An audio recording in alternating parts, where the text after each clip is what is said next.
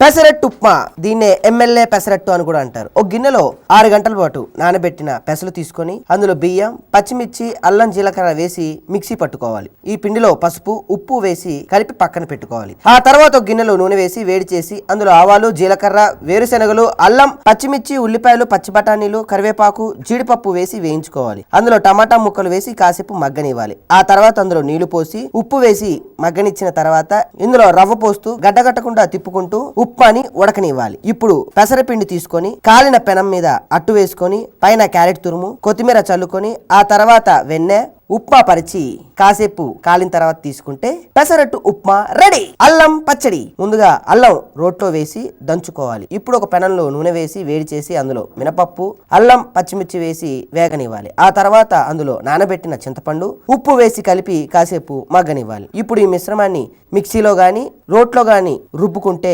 చక్కటి రుచికరమైన అల్లం పచ్చడి రెడీ.